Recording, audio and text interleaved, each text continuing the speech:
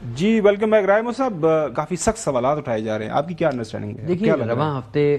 خاصے اہم سوالات روزانہ کی بنیاد پر بینچ کی جانب سے سامنے آئے، اور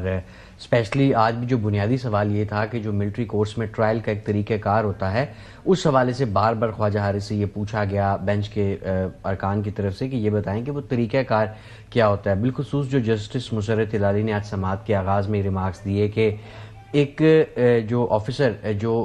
ٹرائل کرتا ہے وہ فیصلہ خود نہیں سناتا، بلکہ وہ اپنے جو کمانڈنگ آفیسر ہوتے ہیں ان کو بھجوا دیتا ہے کیس، پھر وہ فیصلہ سناتے ہیں۔ اس کے ساتھ ساتھ پھر یہ سوالات بھی اٹھائے گئے کہ ان کی جو قانونی قابلیت ہوتی ہے یہ فیصلہ لکھنے کے حوالے سے وہ کیا ہوتی ہے۔ تو اس پر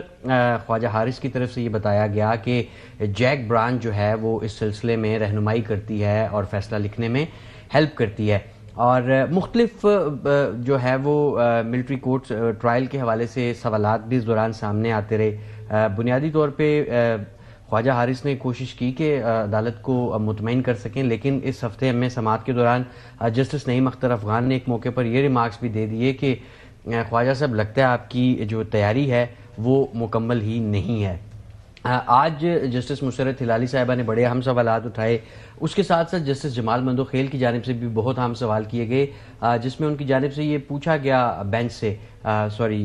خواجہ حارث صاحب سے کہ خواجہ صاحب ہمیں یہ بتائیں کہ یہ جو پورا ملٹری کورٹ کا آپ نے ملزموں کو سلیکٹ کیا، یہ نہیں کہ کون سا اے ٹی سی میں ٹرائل ہوگا کون سا ملٹری کورٹ میں جائے گا، تو اس پر ایڈیشنل اٹارنی جنرل نے پھر عدالت کو بتایا کہ جن لوگوں کی موجودگی ثابت ہو گئی تھی 105 لوگوں کی، ان کو ملٹری کورٹس میں ٹرائل کیا گیا on site, G on site, جو لوگ وہاں پر جن کی جائے وقوع پر موجودگی ثابت تھی تو ان کو پھر ملٹری کورٹس اچھا ایک سوال جو پوچھا گیا خواتین کو نہیں لکھی نا، کچھ خواتین کی جو ہے وہاں پر تھا، اس کے باوجود یعنی خواتین کو یہ رعایت دی گئی، لیکن بنیادی جو سوال تو یہ ہے نا کہ جو جی ایچ کیو جو پرانا مشرف صاحب پر حملہ ہوا تھا یا طیارہ سازش کیس تھا یا جتنے بھی واقعات ہیں وہ اے ٹی سی میں ٹرائل ہوئے، اور یہ جو ہے یہ ملٹری کورٹس میں کیوں، تو وہ پھر وہ انڈیویجول واقعات تھے، یہ ایک ہی دن جو ہے نا پورے ادارے کے اوپر حملہ تھا، یہ بنیادی۔ اچھا جو سب سے اہم سوال یہ پوچھا جا رہا ہے کہ ٹھیک ہے آپ نے کیا، وہ جو پروسیس ہے آپ نے ایک وہ کہہ دیا کہ ان کو ٹرانسفر ادھر کرتے ہیں، کوئی ڈیٹیل ججمنٹ ابھی تک، کوئی ایویڈنس جو ابھی ججمنٹ ابھی کوئی فیصلے ہوئے ہیں وہ کوئی وہاں پہ شواہد رکھے گئے ہیں یا کوئی ججمنٹ رکھی گئی ہے؟ ابھی تک خواجہ حارث صاحب جو سوالات آپ اٹھا رہے ہیں اسی سے ملتے جلتے سوالات بینچ کی طرف سے بھی کیے گئے۔ خواجہ صاحب جو ہیں وہ ابھی تک ان تمام سوالات کے جواب میں یہی کہہ رہے ہیں کہ میں اپنے جو آرگومنٹس ہیں ان کے دوسرے فیز میں اس کے اوپر جو ہے وہ عدالت کی معاونت کروں گا، عدالت کو اسسٹ کروں گا۔ ابھی تک جو ہے وہ ان کی طرف سے کوئی جو ہے وہ آپ یہ کہہ لیں کہ کوئی واضح طور پر کوئی سوال یہ سوال ضرور اٹھایا گیا آج جسٹس جمال مندوخیل کی جانب سے کہ وہ یہ کہتے ہیں کہ میرا 38 سال کا تجربہ ہے اور میں خود کو ابھی تک بھی جو ہے وہ پرفیکٹ نہیں سمجھتا، مجھے یہ بتائیں کہ جو آفیسر کسی کو بھی سزا سناتا ہے اور آپ کو پتہ ہے کہ سزائے موت بھی ہو سکتی ہے، تو وہ یہ کہتے ہیں کہ ان کی آپ بتائیں کہ ان کی قابلیت کے حوالے سے یا وہ کیسے جو ہے وہ یہ سزا سنا سکتے ہیں۔ پھر وہ جو ایک آرمی چیف سابق آرمی چیف جنرل مشرف صاحب کا طیارہ ہائی جیک آج اس کا بھی ذکر ہوا، اور اس حوالے سے بھی جسٹس مسرت ہلالی صاحبہ نے یہ کہا کہ ایئرپورٹ کی لائٹس بند کر دی گئیں اور کم ایندھن کے باوجود جو ہے وہ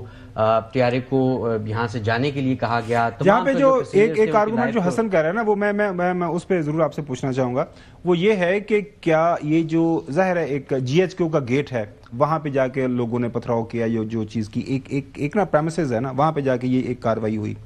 سو اس حوالے سے کوئی وہاں پہ کوئی کیس لا پیش کیا گیا کہ یہ واقعات، انہوں نے کہا کہ ماضی کا ہمیں بار بار سوال کیا گیا، ماضی کا ہمیں کوئی ایسا کوئی کیس لا ہمارے سامنے رکھیں جی ایک منٹ ایک ہی ٹائم میں پورے ملک میں جتنی دفاعی تنصیبات ہیں ان پر حملہ ہوا، وہ تو کیا اس کے اوپر کوئی ایسا ہوا، ایسا کوئی کیس لا پریزنٹ کیا گیا جو بار بار پوچھ رہے ہیں، ہمیں بتائیں کوئی ہسٹوریکل ایویڈنس دیں، کوئی کیس ہمارے سامنے رکھیں۔ ملٹری کورٹس کے حوالے سے ایک ایگزامپل آج ایک تو انہوں نے انٹرنیشنل ایگزامپل دی کہ انٹرنیشنلی بھی ملٹری کورٹس میں ٹرائلز جو ہیں وہ ہوتے ہیں، ایک تو یہ بات کی، دوسرا کلبھوشن کیس کا حوالہ دیا گیا کہ کلبھوشن کا کیس بھی جو ہے وہ ملٹری کورٹ میں چلا، اس کے بعد یہ معاملہ آپ کو پتا ہے کہ ہائی کورٹ اور پھر عالمی عدالت انصاف تک بھی گیا، اور عالمی عدالت انصاف نے خواجہ حارث صاحب اپنے